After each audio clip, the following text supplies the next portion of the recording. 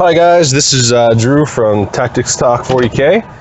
I want to make this video. I'm going to make a tactics video soon. I just haven't had the time to really plan out one. I'd like to record one of them, from home when I get some free time, just so I can have the books in hand, rather than just doing them on the fly on the top of my head on the road, because I know that I'll make mistakes because, I don't remember every small detail that's in the book.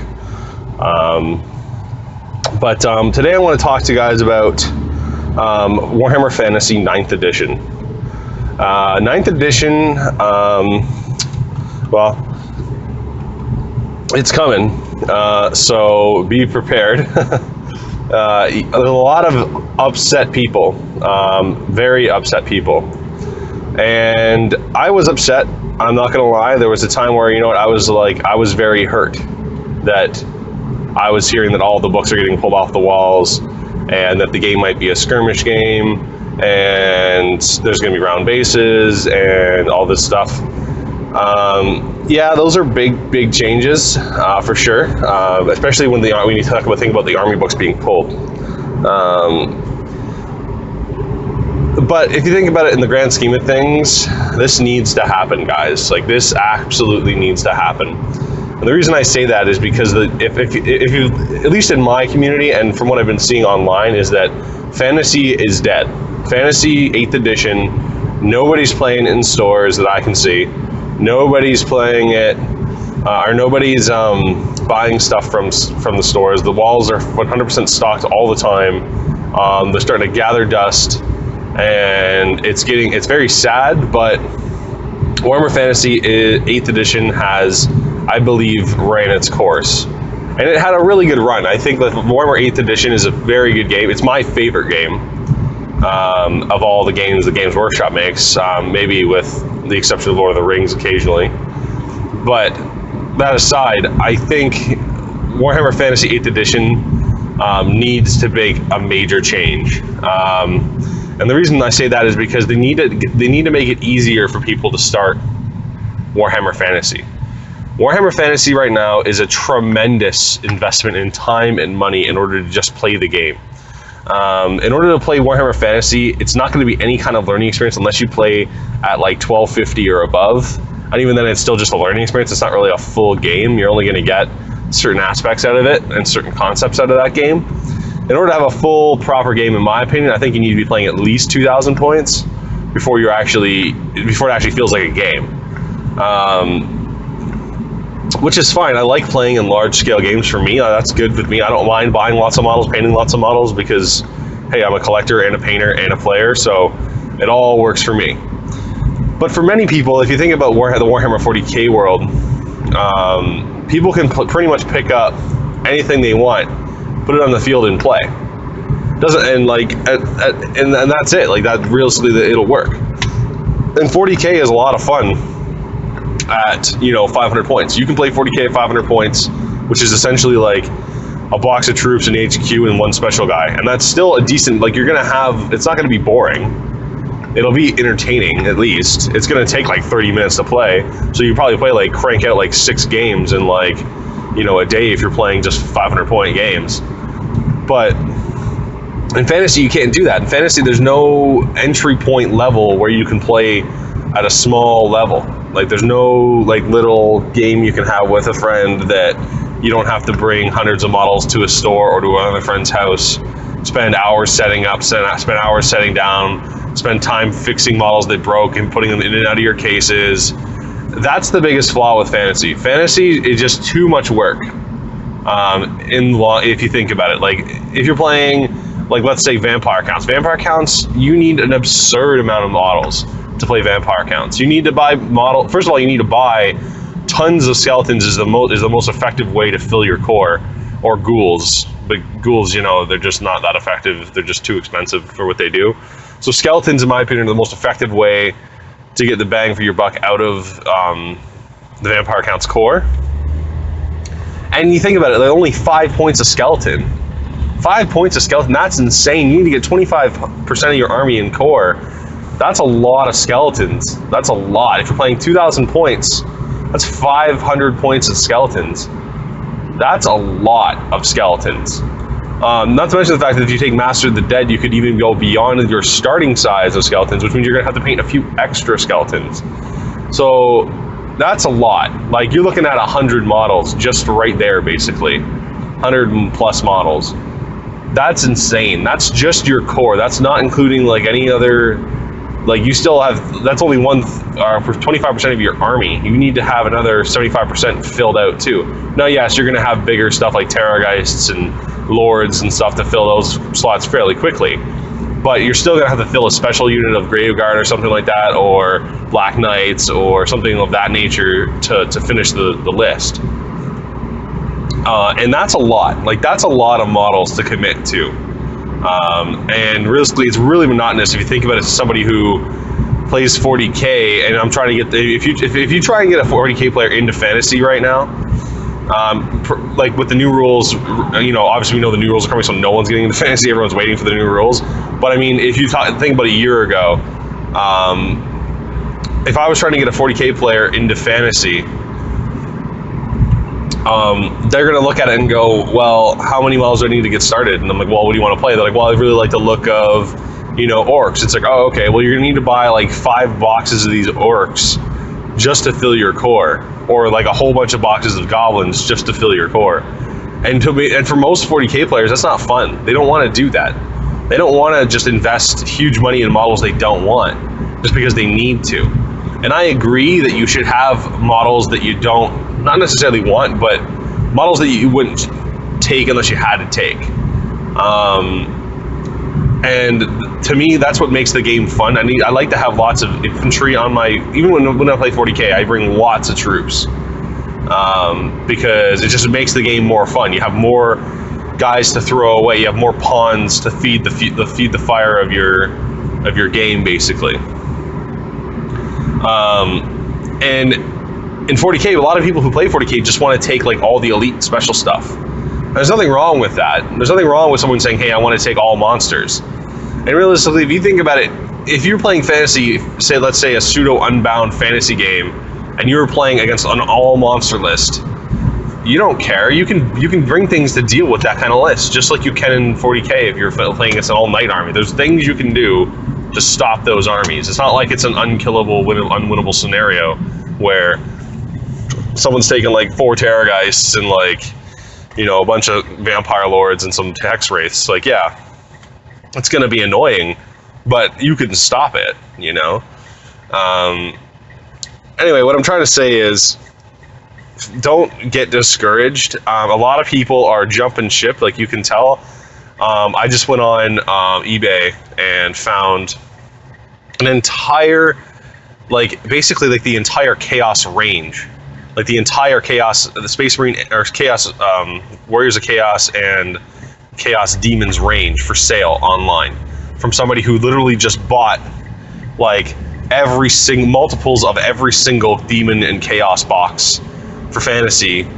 And looks like he built maybe 2 or 3 boxes of them. Must have been some, like, super rich guy. I don't even know how he got the money or why he would buy so much at once, but clearly he had the money to buy. I think he had like 4 boxes of Putrid Blight Kings, like 2 Glotkins, like 3 Magaloth Lords, like tons and tons of stuff. And the guy wants like $40 for like a Magaloth Lord, and like $50 for a Glotkin, and like $20 for like box of Blight Kings. And these guys are all still in a box in Sprue. And I'm like, are you out of your mind, dude? Why are you selling all this stuff for so cheap? Like, this is crazy. He's like, well, in my community, nobody wants fantasy. Everyone's leaving. And I'm like, wow, that's crazy. Well, I mean, I'm going to buy it off of you because I really don't care what happens to the rule, because I really like a Nurgle. Like, me and my fiance really want to start a Nurgle army. So I'm like, you know what? That's really cool. I'll pick those up for cheap. And even if they don't get used, then I got some cool models to paint and build. And it's going to be a full Nurgle themed, like, kind of list. And even if they suck in the new rules, I don't care, because they're cool models. And you know what? That's one of the things that people forget about this hobby. This hobby should be mainly about the models. It shouldn't be about what happens to the rules, because the rules are always going to change. And it's funny because people are actually... It's funny, this is the first time I've ever seen where people actually have started throwing away armies and ditching armies. And I think it's because of the internet. The internet has just hyped this up so hard that it's scaring the crap out of people, and people who are looking at their collection going, wow, I gotta get rid of these guys. These guys are just like they're a tax on me now. Like, I don't need these models if I can't use them. So I better get them out of here and sell them. This is one of the problems that I found. This is why I'm extremely surprised with Games Workshop announcing that 9th edition was coming out so far away from the release date. That is silly. That is the dumbest thing I've ever heard of Games Workshop ever doing. They're losing so many customers because of this. The fact that the Sigmar release was announced like 4 weeks before it's going to be released, and on top of that, there's been basically a gap since End Times and now where there's been like 3 months of no fantasy. So clearly the rumors are true. When you have no releases for 3 months, it's kind of like, wow, why am I playing this game that's basically being abandoned? That's what it feels like. I would have preferred them to just keep releasing models to basically transition into this new edition. Like, who cares if they don't come with round bases if they don't want to give that away? Like, we don't know if they're gonna have round bases or not. Like, I'm pretty sure it's a confirmed rumor now. But the thing is, who cares? Just keep sending them with square bases. Forget the round bases. Or you know what? Send them with round bases. It really doesn't matter, because the bases are just a representation of the way the model might play on the battlefield. And to be honest, like, the Games Workshop always claims to be a miniature company, and like, who cares what base stuff on? You can rank guys up on round bases. That's not a big deal. Like, who cares? And if I saw round bases in there, I'd be like, oh, so maybe there's gonna be some changes in the new edition. But if you have both bases inside that box, it doesn't really cost Games Workshop that much more money, but it kind of gives you like some peace of mind, like, oh, there's going to be still a way to play with the old models. And even if they didn't, even if they were like, you know what, we're not going to have rank and file armies anymore, what's to stop you from playing 8th edition after 9th edition comes out? Like, if you're somebody, like, most of the people who play 8th edition haven't bought an army in probably like 5 years.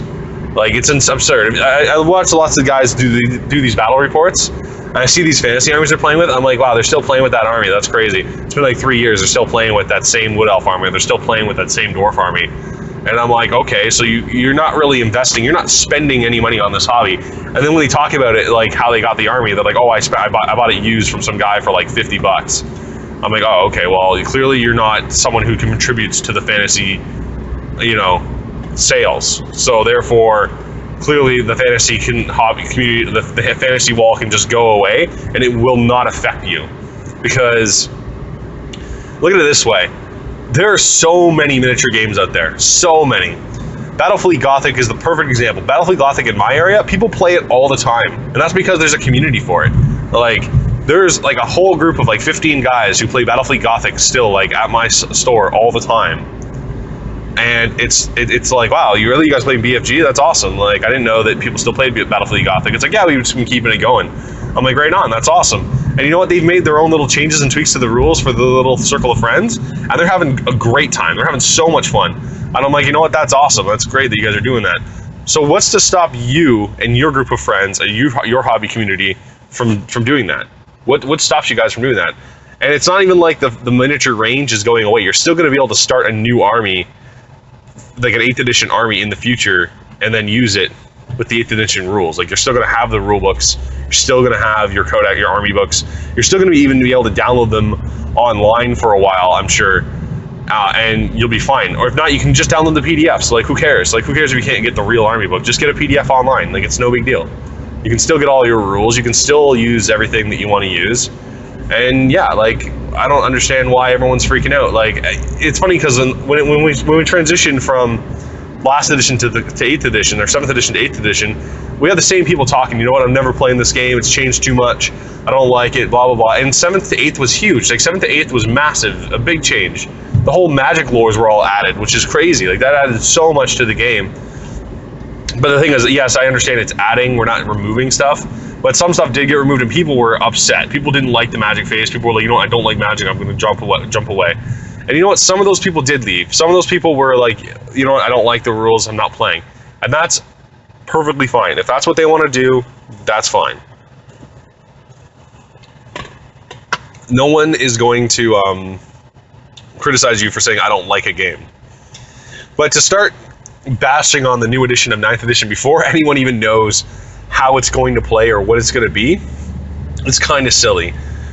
Yes, I understand people don't want a skirmish game. I don't want a skirmish game from it either. I already have 2 skirmish games. I play Lord of the Rings and I play Warhammer 40k. I don't need another skirmish game. I want my block formation game. But on the flip side, I think it'd be really cool if there was like a way to play Warhammer Fantasy in a skirmish game, like Mordheim, built into the 9th edition book, because that would get a lot of like little games going, and it would get people starting to buy the miniatures, right? And then once people start buying Warhammer Fantasy again, whether the block formation, the blocks of infantry moving along the table, the standard 8th edition fantasy rules, even if that's removed, even if like you can't play that way anymore, like the movement phase isn't that way, like we're gonna have a moving, a shooting, and an assault phase, and that's it. It's gonna work just like 40k. Even if that's what they do to the game, once people start getting enough models for their armies, once they get beyond like let's say 2,000 points of miniatures, even if they're all on round bases, you can still, that's perfect. Once they have like 2,000 points, you can just say, hey, I see that you have a lot of points in your army. Like let's say your chaos are getting pretty big, or your demons are getting really big. Would you like to play a game maybe with 8th edition rules in a large scale game? And if that's what it turns out to be, then that's great. You'll get someone will want to play. People love playing huge games in 40k. People like playing like 2,500 point games in 40k, which is considered a really big game in 40k in my opinion. I mean, 2,500 points of fantasy is just a regular game of fantasy for us, right? So 2,500 points of the new fantasy rules, I'm sure it'll happen. I'm sure it will get to that point. And then just show them one game, just bring them in that way, if that's what you want to play. If you want to play 8th edition, and because you hate the 9th edition skirmish rules, this is providing that they don't have a way to play with the old way in the 9th edition rules, which I believe they probably will, because one of the rumors that has been said is that the old army books will be compatible through 9th edition. So that means to me that there's no reason why that book won't work. Like, why won't that book work? If you can use the book, then there should be a way to play with it with the new rules. So, yeah, you can always play the game you want to play. Like, if you think about it, like, Bretonnians haven't had an update since, like, 2004. Like, 11 years of, like, nothing for them. So, like, they haven't had any support for a long time. But people still buy Bretonnian armies. People still play them. People will still continue to play them after this, I'm sure of it. Because why would people stop now? After 11 years of playing, why would you be like, you know what? My book is not going to be very good, and it's going to just not be fun. Okay, well, why? Like, make it work. Like, I know that like they have disadvantages. Like, the Bretonnian's one of the hardest armies to play. But to be honest, I play Sisters of Battle, which is like considered the worst army in 40k. I disagree with that, but realistically, I make them work. I win with them. I brought them to a tournament and came 2nd place. So clearly, they're not that bad if they're played right. I mean, they're not. I could have definitely done better if I brought a different army. I'm not saying that, but I'm saying that you can always play with an army you want to play with and still be successful. You don't have to be playing the powerful house, like, oh, wicked powerful army. Yeah, it would be nice that your army would maybe get some power here and there, but who cares? Like, you know what? Sometimes the rules change to make things that were terrible in last books better. So there could be hope that you could get something that works better for you in the new book. Maybe cavalry gets crazy in the new book. Maybe cavalry gets, amazing. Like I really hope that they turn cavalry into what Lord of the Rings cavalry do, because Lord of the Rings cavalry are just awesome. Like, they really feel like cavalry should be. Like, if you're on foot and someone's on a horse, you are pretty much screwed if you don't have a weapon to deal with it, or a spear or something like that. Like, if they make cavalry like be able to crush infantry like it should, or if, for example, they make it so when you charge with cavalry, you lose steadfast or you get disrupted because, you're just getting hit with a whole bunch of horses, like, charging through your ranks, which is what is supposed to be representative of what cavalry really do in the battlefields of, like, history, basically. So maybe all of a sudden they do that and then all of a sudden Bretonnian Knights become like one of the best armies in the game because you can use the old book and then field a bunch of lances and just tear stuff apart, tear big units of blocks apart. Like, who knows, right? Like, it could happen. So because they're pulling all the books off the walls doesn't mean anything really. It just means that they're stopping producing the books in store. That's all that means. And it means that almost for sure there's going to be all the rules inside the Sigmar book. Sounds a lot like Warhammer, The Hobbit to me. So that's a good sign for me. The Hobbit is by far the best game that Games Workshop has ever made. It is the most balanced system and the most player type game ever, in my opinion. So maybe they're following this format, maybe not, but there's also Lord of the Ring. I'm really hoping that they're doing, because Lord of the Rings is kind of going out. Lord of the Rings is done. Like, you can almost guarantee that now that The Hobbit's finished, they're waiting until New Line Cinema's contract is over, and they're just going to send that stuff on its way. They're going to rip that stuff out of the store faster than you can say, holy shit. Like, it's going to be gone. Like, they're not going to keep it. Like, they lose money every time, all the time on Warhammer or The Hobbit. So I mean, that sucks because the Hobbit player, there's not that many, I mean, that sucks because I love the Hobbit, but the thing is, I'm going to be able to get those models forever. The people who play the Hobbit will continue to play the Hobbit forever because they love the game so much, and that's what's important. Like, we have a huge community here, not here, but like in Ontario, there's like basically a Facebook page where there's guys that literally just, all the time there's comments and there's stuff going on about tournaments and people arranging games pretty much every day. It's fantastic. So, and they know that they have a limited lifespan. They know that like the Hobbit is no longer going to be supported soon. Like they're not going to do any more releases for the Hobbit now that the movie's done. So there's not going to be another Hobbit. Like what are they going to do now? Peter Jackson's New Line Cinema going to make another Lord of the Rings and start over? I don't think so. So maybe they'll make some side stories and stuff, but I really doubt it. I extremely doubt that there's going to be anything after the Hobbit for Games Workshop. So that all being said, I know it's a lot of information, I'm kind of going off topic, but I'm just saying, hold on, just relax. If you're somebody who is like me, good news is there's tons of cheap models all over the internet. You can find them everywhere. People are just tossing their armies for next to nothing. So if you want to get a new army, or if you ever thought about getting an army, I'd say buy it now. Now is the perfect time to buy an army. And I would buy an army with the skirmish thing in mind. So, buy an army that you think would be a lot of fun playing skirmish, because they could be fun. It could be trapping, but also buy an army because you just like it. Just like they're really cheap right now. I would really recommend you guys go check it out.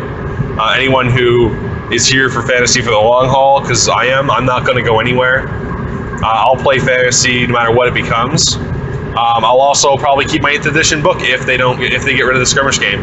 People still play Mordheim today. I mean, that just goes to show you that Warhammer Fantasy 8th edition, if it gets shelved and the whole game system gets like destroyed, or not destroyed but removed, people will play 8th edition because it's so much different than the skirmish way can be. I mean, yesterday I was actually at my local store talking to somebody who was literally buying up, he's never played fantasy before, and he's literally buying up all the Islands of Blood. And I'm like, what are you up to? And he's like, why are you buying like 3 Islands of Blood? He's like, well, they're taking them off the shelves. I'm like, oh, well, why are you buying them though? And he's like, are you not going to wait until the new book comes out? He's like, well, I really like the Skaven that's in it. I'm like, oh, okay, right on. Like, the Skaven's, good. He's like, yeah, so I really wanted to get my hands on a lot of Skaven before the box gotten rid of. I'm like, oh, okay. And he's like, yeah. He's like, and also, like, he didn't know he knows nothing about the game. He doesn't know how it's played or anything like that. All he knew is he likes demons and he likes Skaven. So he's starting to buy tons of demons and Skaven. That's just what he's doing. and he's starting to paint them and putting them together, just because he likes the models. And I'm like, and he's a guy who, to me, is a player, because he asked me how do you play fantasy and what's the difference between 40K and fantasy, because he was a 40K player. And I explained to him, I just used some representations of blocks with paper on a table and said, so basically this is how it would work. Showed him all the charging, showed him the movement, showed him how to misdirect charges and all that. And he's like, oh, that game looks like a ton of fun. I'm like, it is a ton of fun. He's like, wow, I'm really excited to play it. I'm like, yeah, it's a lot of fun. He's like, oh, and then while we're having this conversation, other guy was overhearing somebody who was just like getting rid of their fantasy army. He's like, well, that game's done now. You're never gonna get it. I'm like, excuse me? And he's like, you're never gonna be able to play that game anymore. They're getting rid of it. They got rid of all the army books, so he can't play that way. And I'm like, why can't he play that way? And he's like, well, it's not going to work with 9th edition rules, and there's no rule books anymore, so they just don't exist. You might as well just like wait until the new book comes out and not even bother learning the 8th edition rules. I'm like, why? Why exactly do you think he shouldn't learn the 8th edition rules? I don't understand. And he's like, well, you're not going to have any support for your hobby. I'm like, so what? You don't think the store is going to allow him to play 8th edition in a 9th edition environment? Why not? It's something that Games Workshop made. It's something that, you need to buy their models for to play. So I don't understand why he can't play it. And why, I'm like, I'll play him. He's like, oh, he's the only one who's going to play you. I'm like, no, I don't think so. I don't think that's true, because I've been talking to a few of my other friends, and they're like, yeah, I'll play for sure 8th edition once 9th edition comes out, if that's what you want to do. Like, I love 8th edition. Everyone still loves it. If everyone likes something, there's never going to be a reason to say, you know what, we're not going to play it because there's something new out. It's like, that's like saying, I have a basketball, but there's a new basketball there's a new basketball out that's different from the old. It's a different size, so we can't play with the bigger basketball. It's like, what? Like, why can't you play? Like, I don't understand. It doesn't make any sense to me. It doesn't make any sense to me why you can't continue to play 8th edition when 9th edition exists. Like, it makes no sense to me. I understand that, no one's going to be playing 7th edition. Like, obviously that's true, because 7th edition wasn't very good. 7th edition had major problems, and it was no fun. There was lots of stuff about 7th edition that didn't make sense. Like, there were some things that were better, I agree, but for the most part, 7th edition, no one wants to play it because 8th edition is just better. So, if 8th edition's better than 7th edition, people are going to play 8th edition because of that reason. If 8th edition was a total failure and it sucked to play, it was no fun, and it just sucked, people would have just played 7th. You know what I mean? People would have played, the game system was the most fun to them. Like, it makes no sense to say that no one's going to play it. And if 9th edition flops, I hope it doesn't, because if 9th edition flops, you can pretty much guarantee that they're no longer going to support their miniature range. And realistically, that's all I care about. I just want them to continue to produce plastic so I can get it. Like, I don't care that they're going to make new rules. That makes no difference to me. Like, who cares if they're making new rules? Use rules that are the most current ones that you want to use. I still use my Blood Angel Codex in 40K for my 5th edition Blood Angel Codex, even though I own the new edition Codex, because I hate the new edition Codex. I don't think it's fun to play with. I think it's a terrible Codex. It was a terrible addition to the army. And people are usually fine with it. People are like, oh, you want to play the 5th edition Codex rules? I'm like, yeah. Like, there's stuff that's worse, there's stuff that's better. But the fact is that my army doesn't work in the new book, and I want to play the old way. And since Unbound is now a thing in 40K, people don't care. People just go, yeah, whatever, I don't care. If you want to use the old book, no big deal. Go for it. Like, there's nothing stopping you besides your opponent saying you can't do that. You know what I mean? Anyway, I hope that all makes sense. Don't look at 9th edition as a bad thing, because it needs to happen. If it didn't happen, the entire range would just get yanked, and then they would rip down the shelves and they would fill it with more 40K. So you might as well accept it. If you don't like it, well, then your hobby was going to die anyway. So if everyone who's upset right now got what they wanted, the hobby would die. Like the miniature range would die. The miniature range would go. They would go back. Like they would lose too much money, and they would just toss it aside. So quit crying about it, because really there's nothing you can do about this. There's nothing you can say. You can't just say call Games Workshop and be like, I'm really upset that you're doing this. They don't care. They don't have, and realistically they shouldn't care. And if anything, this is helping you, because this is going to help you access new models in the future for your existing armies anyway.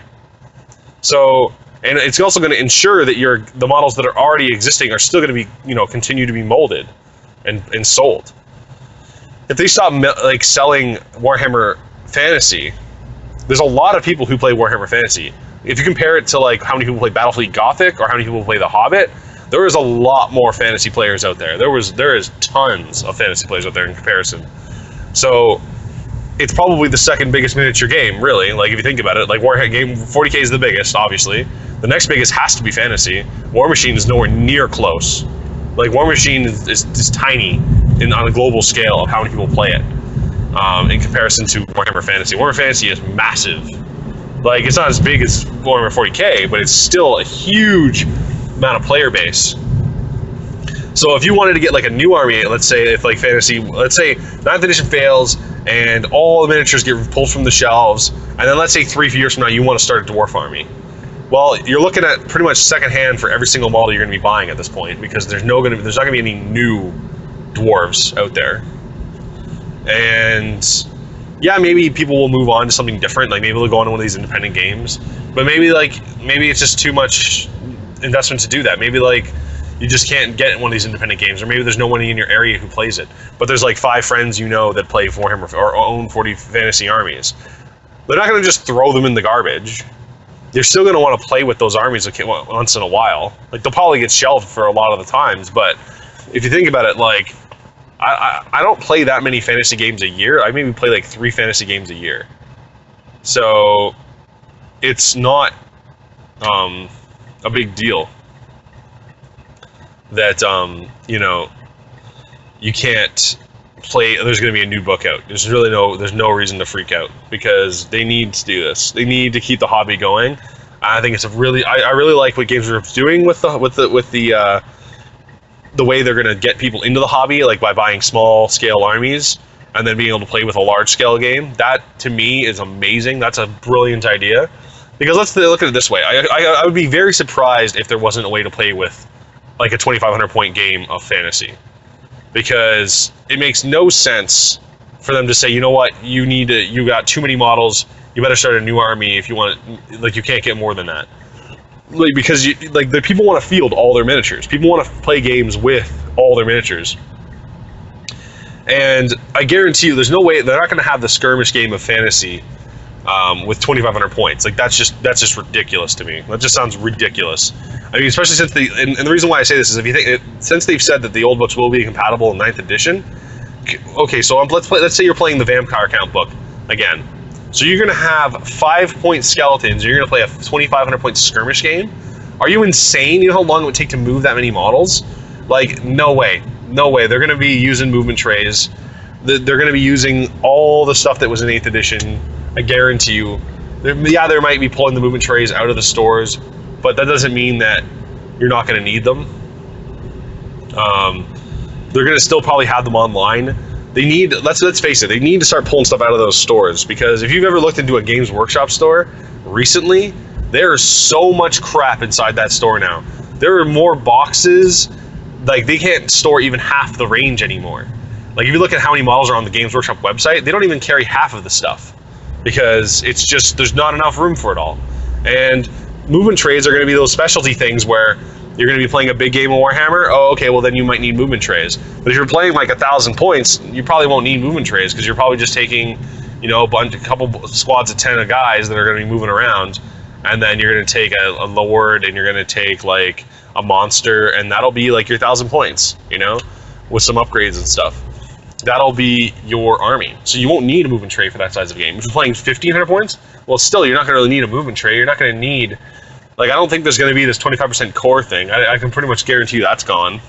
They're going to basically just make it so you have to follow some sort of organizational way of you building your army, but I don't think it's going to be this 25% anymore.